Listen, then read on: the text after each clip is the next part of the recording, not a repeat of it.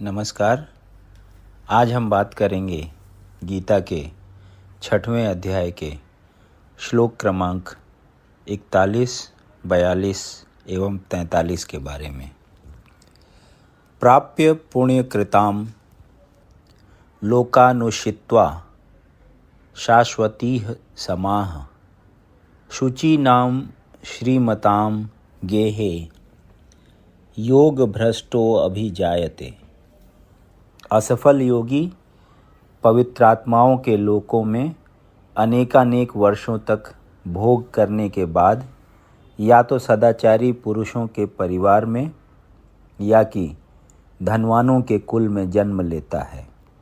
तात्पर्य: असफल योगी की दो श्रेणियां हैं। एक वे जो बहुत थोड़ी उन्नति के बाद ही भ्रष्ट होते हैं। दूसरे वे जो दीर्घ काल तक योगाभ्यास के बाद भ्रष्ट होते हैं। जो योगी अल्पकालिक अभ्यास के बाद भ्रष्ट होता है वह स्वर्ग लोक को जाता है, जहाँ केवल पुण्यात्माओं को प्रविष्ट होने दिया जाता है। वहाँ पर दीर्घ काल तक रहने के बाद उसे पुनः इस लोक में भेजा जाता है, जिससे वह किसी सदाचारी ब्राह्मण वैष्णव के कुल में या धनवान वणिक के कुल में जन्म ले सके।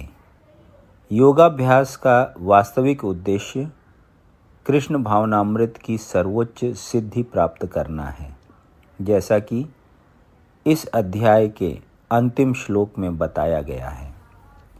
किंतु जो इतने अध्यवसायी नहीं होते और जो भौतिक प्रलोभनों के कारण असफल हो जाते हैं, उन्हें अपनी भौतिक इच्छाओं की पूर्ति करने की अनुमति दी जाती है।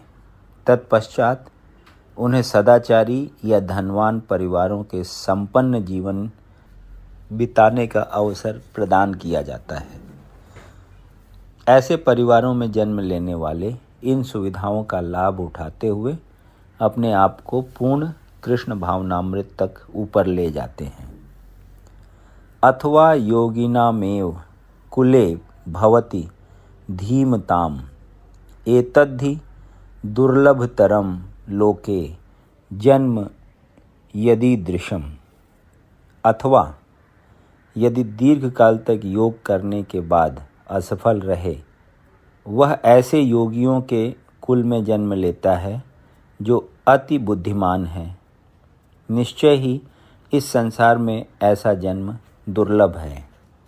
तात्पर्य: यहाँ पर योगियों के बुद्धिमान कुल में जन्म लेने की प्रशंसा की गई है, क्योंकि ऐसे कुल में उत्पन्न बालक को प्रारंभ से ही आध्यात्मिक प्रोत्साहन प्राप्त होता है।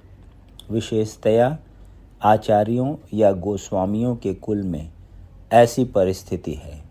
ऐसे कुल अत्यंत विद्वान होते हैं और परंपरा तथा प्रशिक्षण के कारण श्रद्धावान होते हैं। इस प्रकार वे गुरु बनते हैं।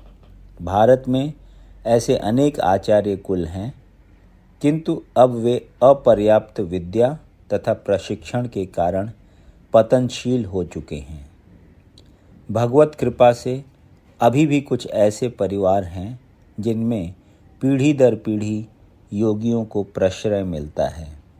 ऐसे परिवारों में जन्म लेना सचमुच ही अत्यंत सौभाग्य की बात है। सौभाग्यवश हमारे गुरु विष्णुपाद श्रीमद् भक्ति सिद्धांत सरस्वती गोस्वामी महाराज को तथा स्वयं हमें भी ऐसे परिवारों में जन्म लेने का अवसर प्राप्त हुआ। हम दोनों को बचपन से ही भगवत भक्ति करने का प्रशिक्षण दिया गया। बाद में दिव्य व्यवस्था के अनुसार हमारी उनसे भेंट हुई।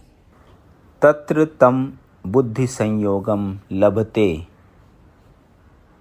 पौर्वदेहिकम यतते च ततो भूयः संसिद्धौ कुरुनंदन।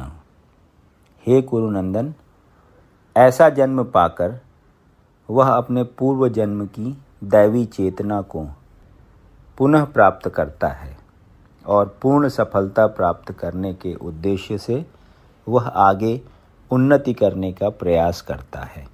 तात्पर्य: राजा भरत, जिन्हें तीसरे जन्म में उत्तम ब्राह्मण कुल में जन्म मिला, पूर्व दिव्य चेतना की पुनः प्राप्ति के लिए उत्तम जन्म के उदाहरण स्वरूप हैं।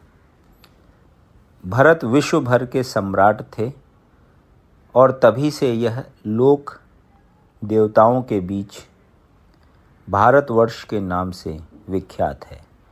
पहले यह इलावृत वर्ष के नाम से ज्ञात था।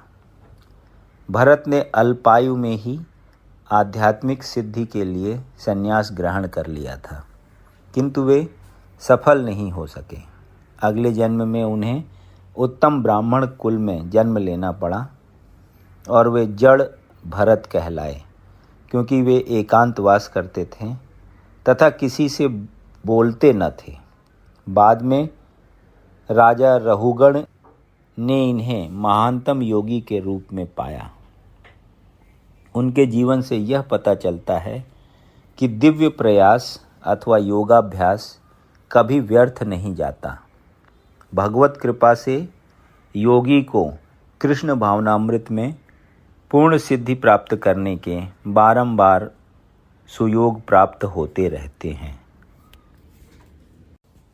यदि आपको ये वीडियो पसंद आया तो इसे लाइक करें और ऐसे ही अन्य वीडियोज़ को सुनने के लिए इस चैनल को सब्सक्राइब करें।